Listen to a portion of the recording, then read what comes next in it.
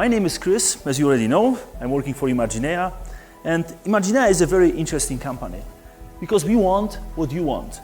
We want an energy industry which is better for the planet, for the people, and for profit. And when we say better, we don't mean just better, we mean much better.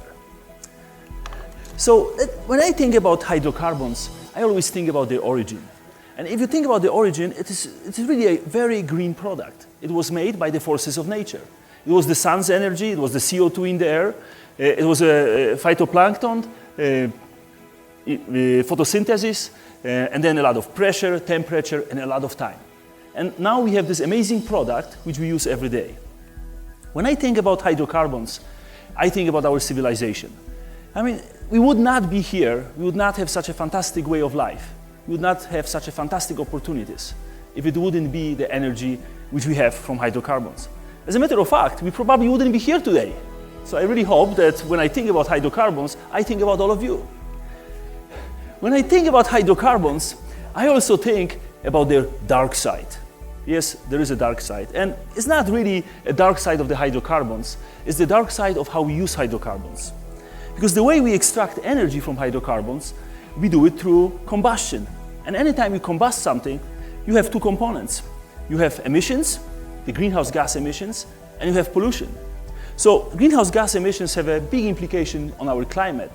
At the same time, pollution, all those NOx's, SOx's, heavy metals, and so on, particulates, they impact our health and they impact health of the environment. And they impact our health right away. And you know, the ironic thing is that we actually burn more hydrocarbons to extract more hydrocarbons. So when you really think about it, it is a vicious circle.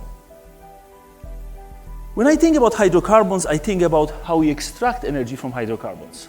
I think how inefficient that process is. So let me give you a perspective on it. Imagine that you go to Safeway and you pick up the bag of groceries, you come home, and you fix a very nice dinner to the whole family. Then you all sit down, you eat, but you know what? You only eat 20%. You take 80% and you put it straight in the garbage. So unfortunately, that's how we use energy from this amazing resource, from hydrocarbons. Is this your fault? Is this my fault? Not really.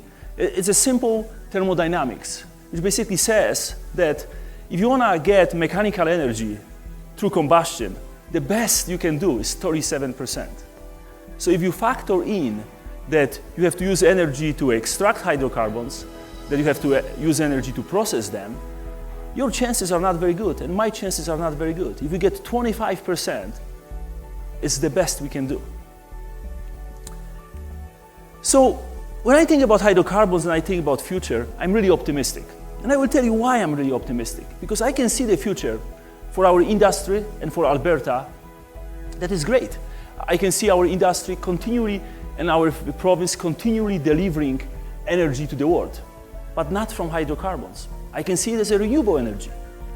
At the same time, I can see our industry and our province continuously producing and delivering hydrocarbons, but not for the energy, but for reusable and renewable materials. So how would it work? So when I think today, I think, you know, we can really today make an amazing materials from hydrocarbons. We can extract hydrocarbons without any emissions and pollution. We can process them, and we can build, for example, plastics that without use of fresh water, without any emissions, without pollution, without harmful plasticizers, and they can be continuously reused and recycled. We can do it today. And the question is, why wouldn't we do that? So when I think about where we stand today, I think we are at the moment in time when we need to change our direction. And not necessarily because someone else wants it, but maybe because we want it. As humanity, we always make the right choices, but we not always make them at the time when we should. Typically, we wait until crisis sets in, and then we're trying to figure out how to dig ourselves out of the hole. Why wouldn't we do it ahead of time? Why wouldn't we start the transition today and try to prepare ourselves? Why wouldn't we do it to be in control? So we will do it at our pace and in our own direction. So where do we start? I know it's very easy to talk about something out there, something we can go and change, maybe tomorrow, maybe even farther than tomorrow. So I have to tell you that we can start today. We can start today in our professional life, and we can start today in our personal life. And the easiest place to start, at least how I see it, is through the efficiencies and to the energy efficiencies. So let me talk about the example of something we are planning to do at Imaginea, where we think we can dramatically improve both our energy intensity and also our emissions, by making a couple of very obvious choices. So like almost every other company, we have oil batteries where we, in the treater, separate oil and water using heat. So today, what do we use? We use a lot of natural gas, and we use electricity from the grid.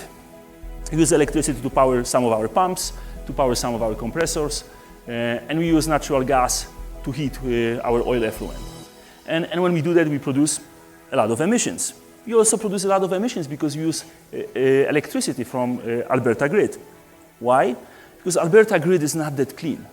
If you think about it, we produce in Alberta only 10% of electricity in Canada, but we produce over 50% of emissions and pollution associated with electricity in Canada. So it's not a really good place. So the first thing we're gonna do a heat exchanger. We're effectively going to capture some of the energy we already put in the system. I mean, isn't it obvious? We already spend energy on heating that liquid. Why wouldn't we recover some of this energy to improve our process? But that's not everything. That's not far enough. Ideally, we would like to take all the combustion from our process. We can take today a fuel cell, an off-shelf product, and there's many of them already, not unfortunately in our province, and we can produce all electricity we need and all heat we need. And at the same time, lower our OPEX dramatically by almost 70%. If you look at the energy consumption, we can lower our emissions by over 70%. And amazingly, we can totally eliminate the pollution that comes from combustion. I said before that we can also make big changes in our personal life. So if you think about it, next time you go and buy something, don't buy something that is the least expensive and is not going to last. Buy something that you can use for a long time. And if you don't want to use it, maybe you can give it to someone else who will use it. Buy something that you can recycle. If you're thinking about your transportation, how you get to work every day, maybe next time you can think about walking. I don't know, if you live too far, maybe biking. If you live even farther, maybe you can use public transportation. I mean, at least we can carpool, right? If you think about your appliances in your house, how about next time when something breaks, you replace it with something way more efficient? In Alberta, amazingly, if you have electrical appliances like a range or a clothes dryer, just replacing it with the high efficiency natural gas, you can lower your emissions and improve your efficiency and your cost by almost 50%. How about next time you need to replace the bulb? How about LED? How about next time you buy a car, to buy an electric car? Amazingly, in Alberta, even with our dirty grid, if you drive electric car, you will have only 50% of emissions and pollution you cause with our gasoline car or diesel. How about putting solar panels on the roof of your house? So why would we do that? Because I think on the long term, this will be the right choice for us, for Albertans. It will be good for Alberta, it will be good for our society, it will be good for our country, it will be good for you, for me, and for our children. So why won't we start today? Let's do it together. Thank you.